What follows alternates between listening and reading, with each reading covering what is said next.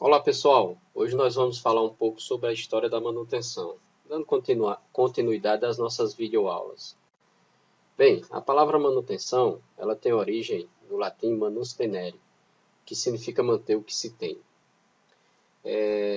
Manutenção a gente podemos definir como a combinação de todas as ações técnicas e administrativas, incluindo supervisão e gerência, destinadas a manter ou recolocar um item em estado no qual possa desempenhar sua função requerida.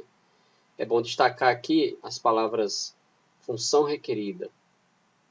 Função requerida consiste nas funções em que o equipamento precisa fornecer desde a concepção do seu projeto. Então, a função requerida de um automóvel, além de transportar uma família para um passeio ou para ser usado por um taxista como meio de vida, como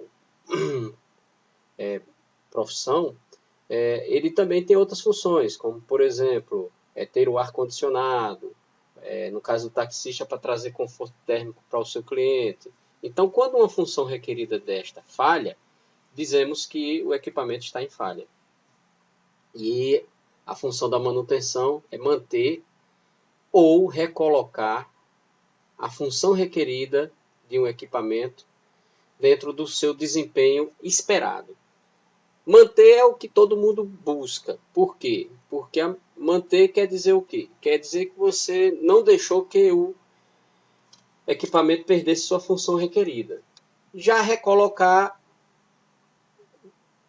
nota-se aqui que já aconteceu a perda da função requerida. Então, estamos num tempo corretivo. Então, a manutenção ela tem essa definição, né? E aqui nós já percebemos aqui o caráter corretivo, preventivo da mesma, o fim dela, que é manter os equipamentos dentro do seu desempenho adequado, de forma a eles fornecerem suas funções requeridas aos seus devidos processos que dependem deles, né? Bem, a história da manutenção, segundo Siqueira, indica três momentos: a mecanização, a industrialização e a automatização.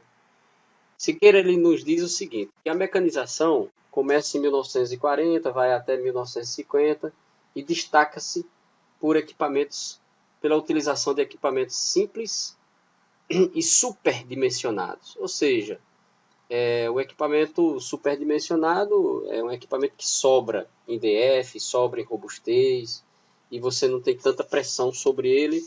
Muitas vezes você o roda ocasionalmente ou parcialmente durante o dia. Não é aquele equipamento em que você tem necessidade de rodar 24 horas por dia, 7 dias por semana, uma vez que ele está superdimensionado.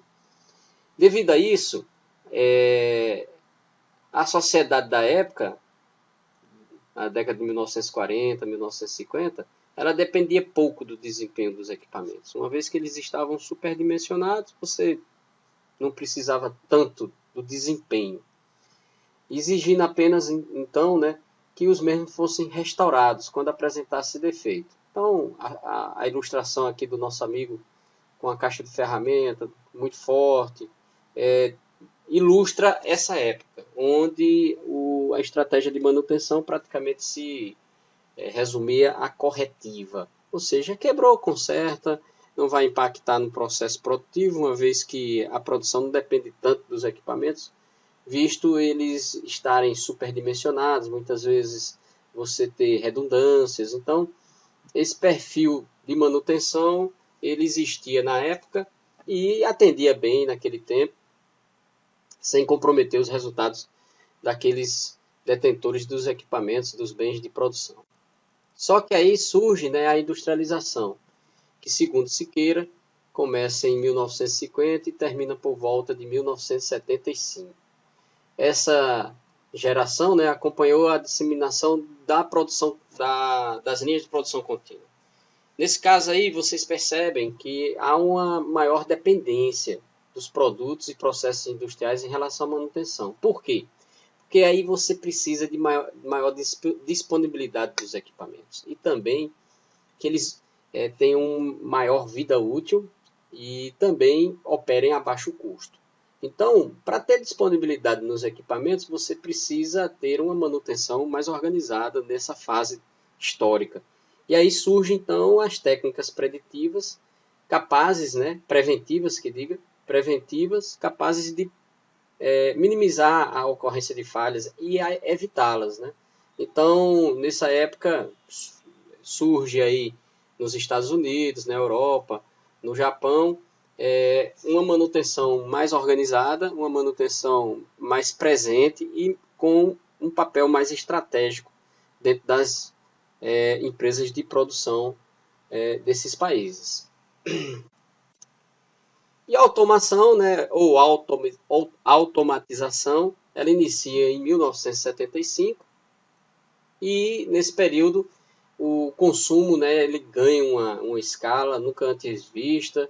Nós vemos aí uma globalização muito forte entre os setores industriais, e aí a capacidade nominal dos equipamentos é exigida dentro daquilo que eles podem entregar. E muitos loucos ainda colocam acima disso. Muitas empresas a gente vê alguns mandatários impondo uma capacidade acima do nominal para poder estabelecer novos recordes, novas conquistas de produção em um período. No período seguinte, a conta vem a galope. E a manutenção é assim. Se você não faz o que tem que ser feito, ela vai se impor no período seguinte. E o prejuízo é maior. Então, grandes resultados têm que ser observados juntamente com os indicadores de manutenção. Porque se esses grandes resultados foram conquistados em detrimento às boas práticas de manutenção, é prenúncio de que você vai ter péssimos resultados em períodos futuros.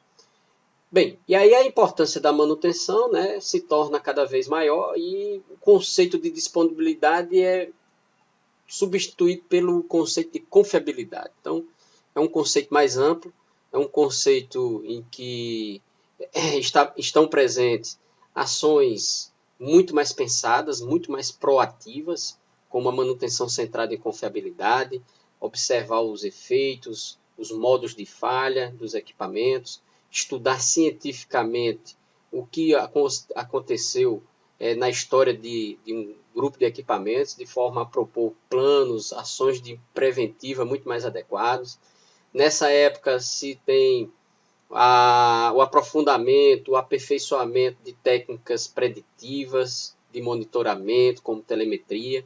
Então a manutenção ganha um corpo muito mais avantajado, muito mais importante, dado a complexidade, o aumento da complexidade também dos equipamentos. Hoje os equipamentos para a produção em escala que nós vemos em todos os setores produtivos da humanidade, eles são muito mais informatizados, tem uma eletrônica embarcada muito forte, tem uma mecânica muito mais refinada, e isso traz também um nível de complexidade maior para os setores de manutenção. Então, nós vemos aqui que falar em manutenção é falar hoje em importância estratégica para os setores produtivos. Nós vemos nos últimos anos surgir o conceito de manutenção de ativos, ou seja, gestão de ativos, melhor dizendo, e que vai ser matéria para uma próxima videoaula. Então, continuando aqui, eu trago também uma adaptação de Mowbray, 1997, onde ele também coloca a primeira geração da manutenção, mesma época em que Siqueira coloca, 1940, entre 1950, conserta o equipamento quando quebra.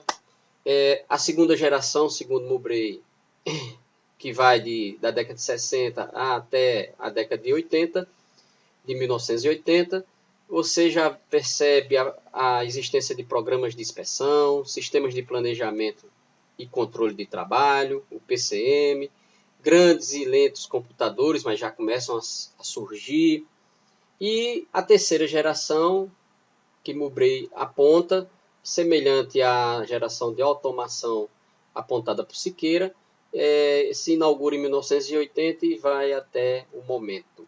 E essa geração é caracterizada pelas condições de monitoramento. Você tem um monitoramento de condições muito mais amplo, muito mais forte, muito mais presente, não só os monitoramentos offline, ou seja, com coleta no pé do equipamento, mas sim também os monitoramentos online, aqueles que você monitora o equipamento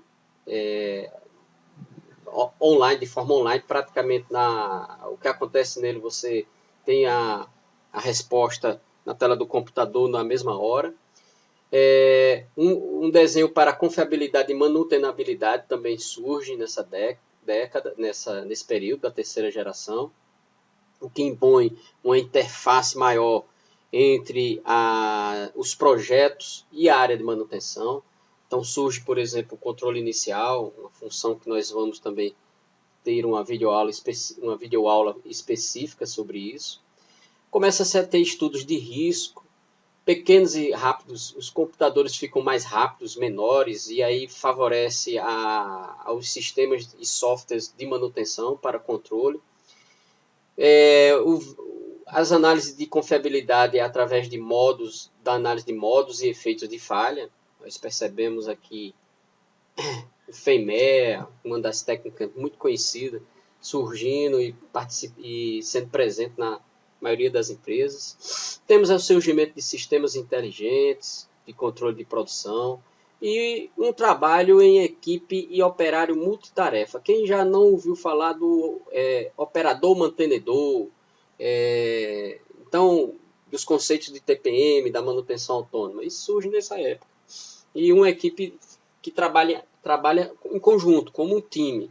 Então, caracteriza-se o período da terceira geração de uma maior dependência pelo time do que por uma pessoa específica, com um conhecimento específico, que era muito comum na época da segunda geração e também da primeira. Aquela pessoa com a reserva de conhecimento técnico que só ela sabia fazer o ajuste na máquina, só ela fazia a troca de um determinado componente da máquina. Então, hoje, na terceira geração, a tendência é um trabalho em equipe, não um trabalho de uma pessoa única, de uma pessoa só. Bem, Nakajima, né, em 1989, também traz uma evolução, né, na manutenção, e é muito parecida com o que Mowbray e Siqueira nos trazem, né? Então, só gostaria de destacar alguns fatos que ocorreram em determinada época, na década de 50. Por exemplo, em 1951, a introdução da sistemática de manutenção preventiva nos modos americanos. Criação, em 1953, de um comitê de estudos da manutenção preventiva, que envolveu 20 empresas, que terminaram gerando aí o embrião do JPM. A visita em 1954 de George Smith ao Japão para disseminação dos conceitos de PM. Na década de 60, 1960, o primeiro simpósio japonês de manutenção. Nota como o Japão, os Estados Unidos, a Europa, esses países perceberam a importância estratégica da manutenção e começaram a estudar e se organizar em torno de uma ideia de se ter uma manutenção mais adequada, tanto para o setor público como o setor privado. Em 62, visita aos Estados Unidos da primeira delegação japonesa para estudo da manutenção de instalações, promovido pela Associação de Gerenciamento do Japão. Simpósio Internacional de Manutenção em Londres.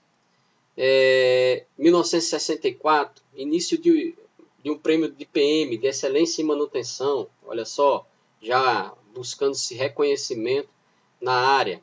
Em 1968, faltou o 6 aqui, Simpósio Internacional de Manutenção em Nova York.